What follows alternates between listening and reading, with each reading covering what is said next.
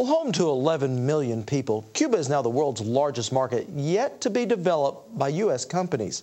Close to 50 years ago, our government slapped Cuba with a trade embargo trying to isolate the Castro-led communist government. And over the decades, little changed. Until 2001, when humanitarian shipments of U.S. medicine and food began to crack the decades-old blockade. Today, there's hope that a new administration in Washington will reverse a decades-old policy that a growing number of people in both countries see as a relic of the Cold War. The streets of Havana are filled these days with tourists from all around the world. But among the revelers, a trade delegation from Oklahoma wanting to export food to this island nation just off the Florida coast. These people have to eat, and we have good products. And the thing that I like about the location is where we are, especially in Oklahoma. We could get our product to the port very easily. We take it to the port anyway and get it here very quickly. Less freight. I mean, freight's a big cost for a lot of ag producers right now. And that they have done. In the fall of 2004, the first ship in over 40 years arrived in Cuba filled full of Oklahoma wheat. A shipment Oklahoma farmers had hoped would be the first of many more to come. But that hasn't happened.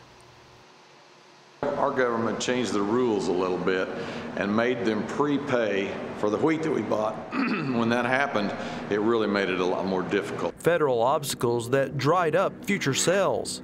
Unlike other countries we export to, Cuba must pay in cash before delivery on ships that can't return to the U.S. for a full year, a hurdle that angers Cuban officials and frustrates state leaders.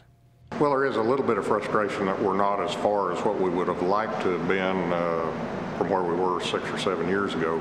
From a geographical location, from a logistical standpoint, this ought to be our market.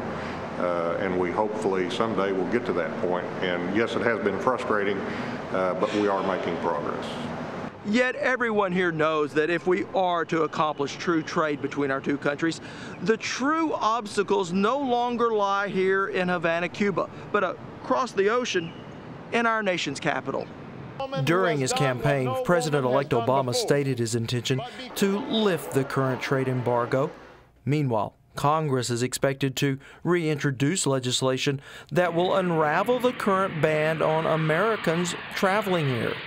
A move Cuban officials like Alexander Cataya are constantly pushing for. We receive 2 million tourists a year, and a little over that this year.